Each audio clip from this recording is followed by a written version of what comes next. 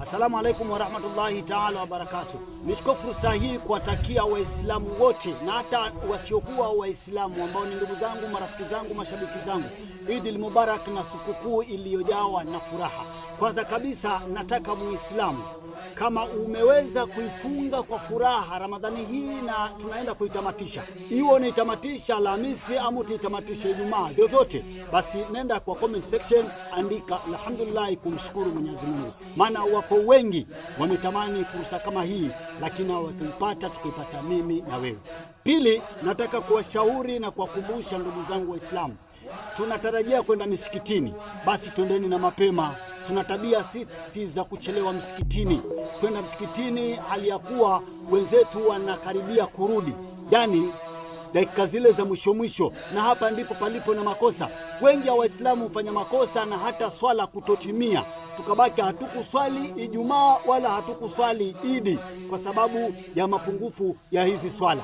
Nazungumzia swala ya Idi na swala ya Ijumaa, swala ambazo zinakamilika kwa khatibu kuipanda membari na kuhutubu. Lakini nataka nimkumbushe kwamba hii ni sehemu kati ya sehemu za swala, yani ule wakati ambapo katibu upo kwenye membari, hutuba mbili zile ni sawa na rakaa mbili, ukiunganisha na zile rakaa mbili nyingine zinakuwa rakaa 4 sawa na faradhi za swala nyingine.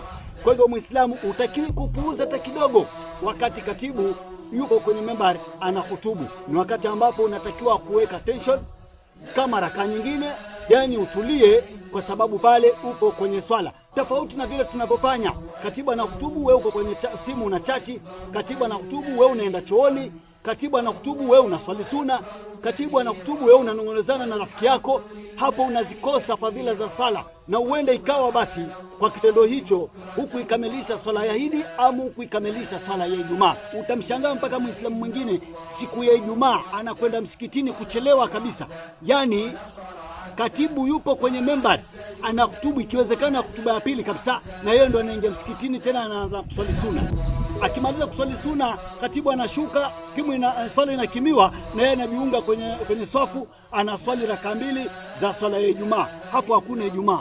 Nikwambie kabisa ndugu yangu, uliza shekhe yoyote, lakini mimi nakwambia kwa kuwahi raka 2 pekee, hutuba 2 umezikosa za swala ya Ijumaa, hapo Ijumaa haikukamilika, na inahesabika kwamba wewe hukuswali Ijumaa wala hukuswali adhuhuri. Afadhali uende nyumbani ukasali adhuhuri yako ya raka 4 kama kawaida, lakini kama ni Ijumaa hapo hamna. Na masaa yanayoswaliwa sala ya Eid al-Fitr ni kuanzia saa 1:30 mpaka saa 2.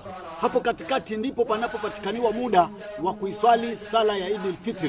Kwa hivyo kivyovyote Muislamu jipange, chelewa lakini saa 1 kamili uwe msikitini, ili kusudi ukazianze mapema. Zile takbiri zile unazozijua zile zina utamu wake, zina thawabu kocho zile, yani thawabu za reja.